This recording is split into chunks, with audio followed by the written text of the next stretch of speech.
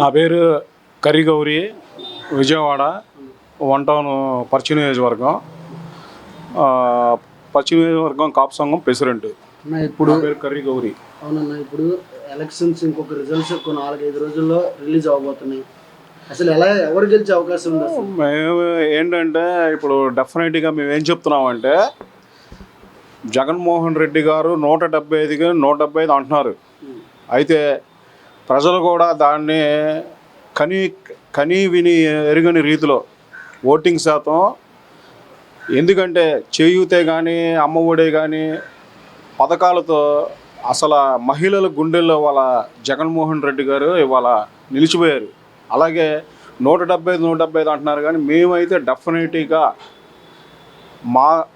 మా సర్వేలో ఏంటంటే డెఫినెట్గా చెప్తున్నాం, 128 సీట్లతో గవర్నమెంట్ ఫామ్ చేస్తాం. మేము డెఫినెట్గా జగన్మోహన్ రెడ్డి గారు గవర్నమెంట్ ఫామ్ చేస్తారు. అయితే వైజాగ్లోని ఇప్పుడు అందరికీ ఇబ్బంది అయిపోతుంది, బస్సులని రూములని ఇవన్నీ ఇబ్బంది అయిపోతున్నాయి. కానీ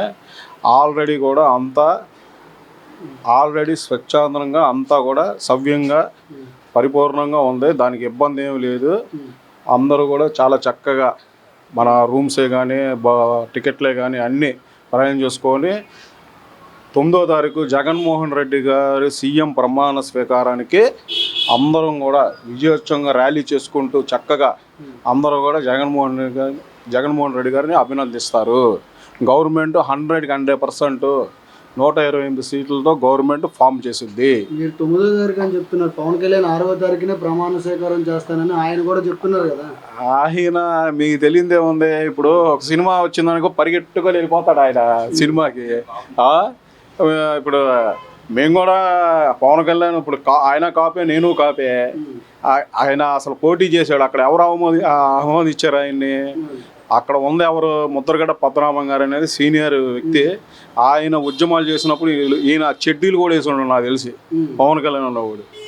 అలాగా ఇంటింటికి వెళ్ళి చక్కగా ముద్రగడ పద్మనాభం గారు జగన్ గారికి వెయ్యండి ఓటు అది అని చెప్పి అక్కడ కూడా స్ట్రాంగ్గా అందరూ కూడా ప్రజలందరూ కూడా జగన్మోహన్ రెడ్డి గారికి సపోర్ట్ చేసి రేపు వంగా గీతను అక్కడ గెలిపిస్తున్నారు.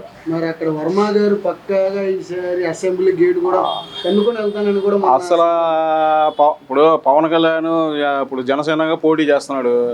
అక్కడ వర్మ గారు కానీ చంద్రబాబు నాయుడు కానీ వీళ్ళంతా వీళ్ళలోనే వ్యతిరేకం ఉంది. అక్కడ మీరు అర్థం చేసుకోవట్లా. అక్కడ ఓడిపోవడానికి ఏంటంటే ఫస్ట్ ప్రధాన కారకులు వాళ్ళే. ఆయన ఓడిపోతే ఒకేలా, ఆయన మనకెందుకు వాళ్ళ గురించి. వంగా గీత గారు సీటు కొడుతున్నారు పిఠాపురంలో. ఆమె హోమ్ మినిస్టర్ అవుద్ది రేపు మా జగన్ గారి సమక్షంలో. డిప్యూటీ సీఎం అని హోమ్ మినిస్టర్ గానే అవుద్దాం. 100% డ్యామ్ షూర్ ఇది. అంటే ఇప్పుడు ఎవరు ఎగ్జిట్ పోల్స్ వాళ్ళకి వచ్చేసాయి. పార్టీలు ఇరు పార్టీలకి ఎవరు ఎగ్జిట్ పోల్స్ వచ్చేసాయి. వైసీపీ అయితే అంతా సిద్ధం చేసుకుంటుంది రేపు 9వ తారీఖుకి ప్రమాణ స్వీకారాన్ని. టీడీపీ ఎందుకు అంత వెనకబడిగా? లేదంటే ఇందాక ఎవరో అన్నారు ఎగ్జిట్ పోల్స్ కూడా మాకే అనుకూలంగా ఉన్నాయి అని టీడీపీ వాళ్ళు అంటున్నారు, కానీ అదంతా ఉట్టి భ్రమ. రెండోది ఏంటంటే వీళ్ళే మా దగ్గర ఈ పందెం ఉంది ఆ పందెం ఉందని వీళ్ళు తెలుగుదేశం వాళ్ళంతా ఇది చేస్తున్నారు. కానీ వాళ్ళకి తెలుసు మేము రావు అని, వాళ్ళకి తెలుసు.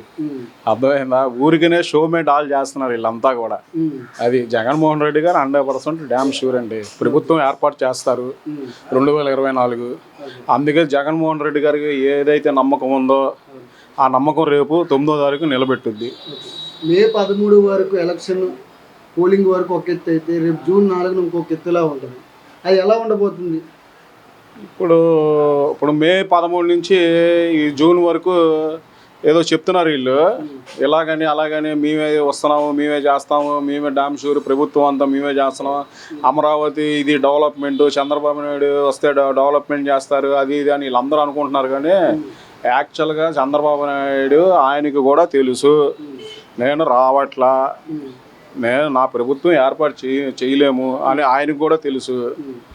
అయితే ఏంటంటే జగన్మోహన్ రెడ్డి గారు ఫస్ట్ కాడి నుంచి చెప్తున్నారు మేము 100% గవర్నమెంట్ ఇది చేస్తాము అని. ఆయన జగన్మోహన్ రెడ్డి గారు అది చెప్తున్నారు.